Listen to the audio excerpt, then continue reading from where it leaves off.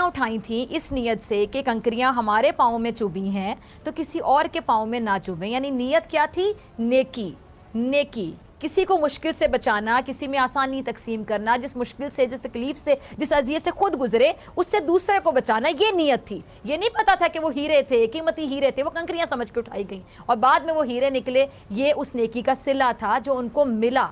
अच्छा, अब इसी तरह ज़िंदगी एक अंधेरी सुरंग समझ लें। नेकी इन कंकरियों की तरह जो बज़ाहिर मुश्किल लगती है, लेकिन उसका अजर, उसका सिला बहुत ज़्यादा होता है, कभी कभार बहुत जल्दी मिल जाता है, ज़्यादा इंतज़ार भी नहीं करना पड़ता। अच्छा, इमरान खान साहब अपनी कौम को अजीम कौम बनाने के लिए अगर मैं कहूँ कि कांटों भरी सुरंग से गुजर रहे हैं तो आप अग्री करेंगे।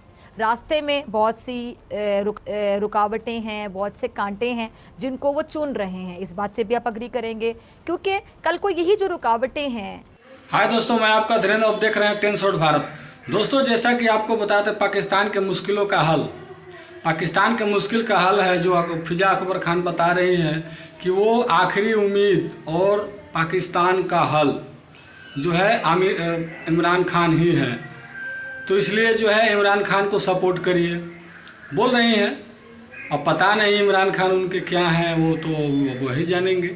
तो चलिए देखते हैं दोस्तों इस वीडियो में क्या है कि इमरान खान अनमोल हीरे हैं पाकिस्तान के लिए कि कंकड़ हैं, क्या है। चलिए देखते हैं। अगर अच्छा लगेगा तो लाइक करिएगा, सब्सक्राइब करिएगा और बेल आइकन का नोटिफिकेशन ऑल पर सेट जरूर करिएगा।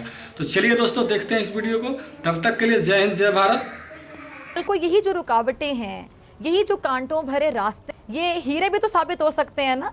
जैसे कि मैंने पहले कहा था कि इमरान खान एक अनमोल हीरा हैं, इसलिए वो अपनी रोशनी से मुल्क और कौम में शऊर भर रहे हैं। इमरान खान साहब का क्लिप चलाइएगा टीम।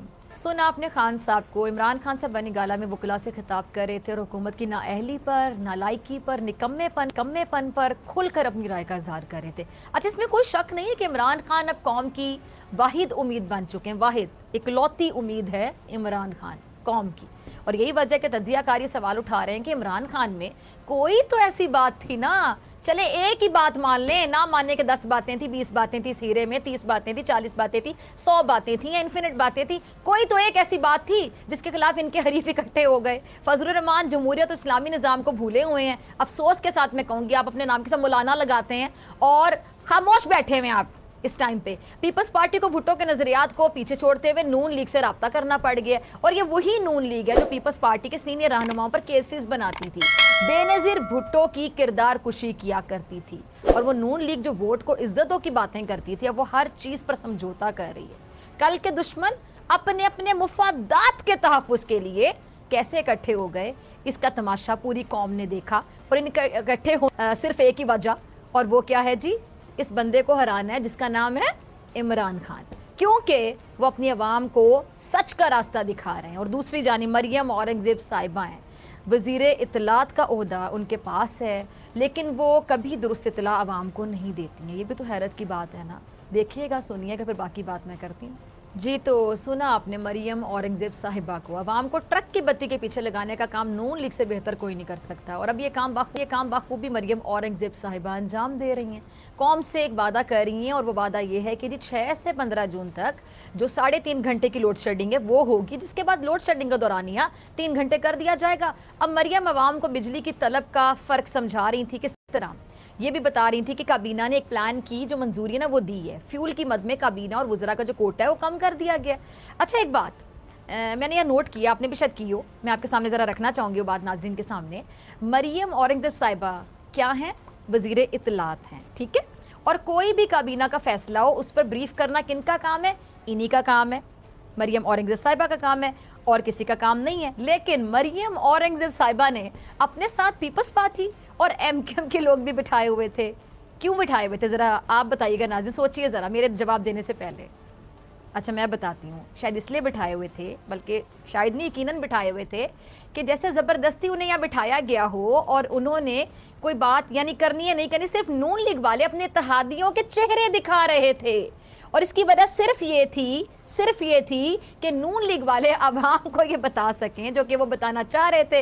अपनी तरफ से उन्होंने बताया भी कि बिजली, पेट्रोल, महंगाई में इजाफा करने के जिम्मेदार सिर्फ हम नहीं हैं, यानी नून लीग वाले नहीं हैं, बल्कि ये चेहरे, इनको भी देखें, ये तमाम जो इत्तेहादी हैं इसमें बराबर के शरीक हैं।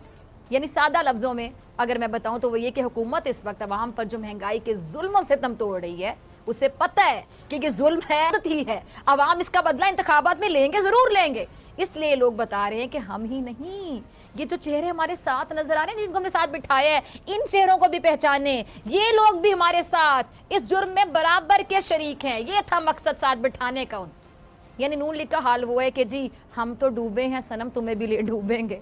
اچھا حماد اظہر صاحب کچھ کہہ رہے ہیں، کچھ فرما رہے ہیں، ان کا کلپ بھی ذرا چلائیے گا ٹیم نا آپ نے حماد اظہر صاحب کو. حماد اظہر صاحب کیا کہہ رہے ہیں کہ جی متحدہ حکومت نے ملک کی خودداری اور قومی سلامتی کو داؤ پر لگا کر یہ جو حکومت ہے وہ حاصل کیا. اب اسی طرح حکومت توانائی اور معاشی سیکیورٹی کے ساتھ بھی کھلواڑ کر رہی ہے. اس لیے عام انتخابات کی طرف جا کر اگر اس ملک کو استحکام نہ دیا گیا تو بہت دیر ہو جائے گی.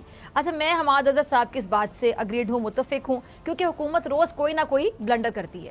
اب آپ حکومت کا ایک اور نیا جو بلنڈر ہے یا بدنیتی ہے وہ ذرا ملاحظہ کیجئے گا کہ ایک طرف یہ لوگ کہتے ہیں کہ ہمارے پاس ملک چلانے کے لیے کیا نہیں ہے، پیسے نہیں ہیں. ان کے پاس تو زہر کھانے کے لیے بھی پیسے نہیں ہیں. ویسے کہتے ہیں ہمارا خزانہ خالی ہے، لیکن ساتھ ہی آپ ستم دیکھیے، ظلم دیکھیے، زیادتی کی حد دیکھیے کہ ایک طرف حج اتنا مہنگا کر دیا گیا کہ مڈل کلاس طبقے کا حج ادا کرنا تقریباً اگر میں کہوں کہ ناممکن ہو گیا تو غلط نہیں ہوگا. لیکن حکومت اس کے باوجود عوام کا تیل نکالنے کا کوئی موقع ہاتھ سے جانے نہیں دیتی ہے.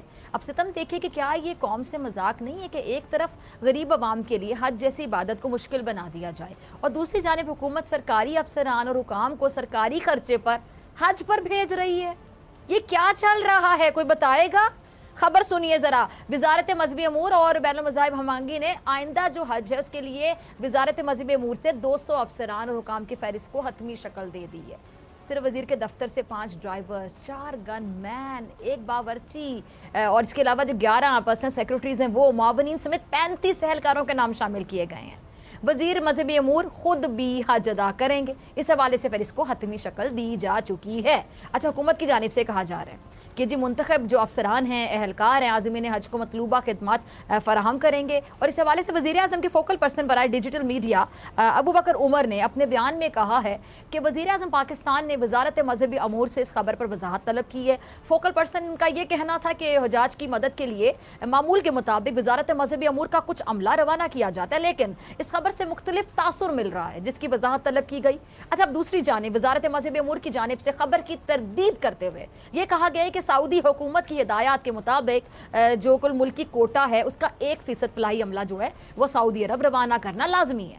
وزارت کی جانب سے خبر کو گمراہ کن قرار دیتے ہوئے واضح کیا گیا ہے کہ یہ عملہ اہل وطن کو سہولیات کی فراہمی اور رہنمائی کے لیے متعین کیا جاتا ہے اور ایسا کئی دہائیوں سے کیا جا رہا ہے. اب ناظرین سارا معاملہ آپ کے سامنے میں نے رکھ دیا ہے. حکومت اس حوالے سے مختلف بہانے تراش رہی ہے. میں تو اس ساری کہانی میں ایک کردار کو ڈھونڈ رہی ہوں، پتہ ہے وہ کون ہے؟ فضل الرحمان صاحب. فضل الرحمان صاحب نام تو سنا ہوگا آپ لوگوں نے. فضل الرحمان صاحب، مولانا فضل الرحمان صاحب کہاں ہے وہ؟ کہاں ہے مولانا فضل الرحمان صاحب؟ آپ کدھر ہیں؟ نہ آپ حج مہنگا ہونے پر کوئی بیان دے رہے ہیں اور نہ ہی اب سرکاری افسران کو حج کروانے کے معاملے پر آپ کچھ بولنے کو تیار ہیں. اب جہاں حکومت حج جیسے مقدس فریضے پر عوام سے باقاعدہ دھوکہ کر رہی ہے، اس پر مولانا فضل الرحمان صاحب چپ کا روزہ رکھے ہوئے ہیں. مولانا فضل الرحمان صاحب آپ صرف 4 وزارتوں کے لالچ میں اپنے ضمیر کا سودا کیسے کر سکتے ہیں؟ آپ کا بیٹا حکومت کا حصہ ہے کیا؟ صرف اس ڈر سے آپ اپنا منہ نہیں کھول رہے ہیں؟ اور مولانا صاحب یہی سب اگر عمران خان کے دور حکومت میں ہوتا تو کیا ہوتا؟ آپ فوراً منٹوں کا انتظار بھی نہ کرتے، پریس کانفرنس کے لیے دوڑے چلے آتے. آپ عمران خان کی حکومت میں مہنگائی پر روز میڈیا پہ آ کر باقاعدہ واویلا کرتے تھے، رولا مچاتے تھے، شور مچاتے تھے، واویلا کرتے نہیں تھکتے تھے. آپ عمران خان کی پالیسیز کو عوام دشمن کہا کرتے تھے نا ناظرین. یہی مولانا فضل الرحمان صاحب آپ یہ بھی کہا کرتے تھے کہ عمران خان کی حکومت کے خلاف جہاد اس لیے ضروری ہے، جہاد کہ غریب آدمی مر رہا ہے بیچارہ. اور روز یہ الزام لگاتے تھے کہ حکومت IMF کے آگے بک چکی ہے. اب آپ کی حکومت ہے جو بکی ہے یا غلامی میں چلی گئی ہے، دوسروں کو یہودی ایجنٹ ہونے کے فتوے دینے والوں کو اب کیا کہا جائے؟ میرا مولانا صاحب سے صرف ایک یہ سوال ہے کہ اب کہاں گیا عوام کے لیے آپ کا جو لحاظ، آپ کی مروت؟ آپ کی خاموشی بتا رہی ہے کہ معذرت کے ساتھ آپ پہلے جھوٹ بولتے تھے. مولانا فضل الرحمان صاحب، مفتاح اسماعیل صاحب چیخ کر یہ بتا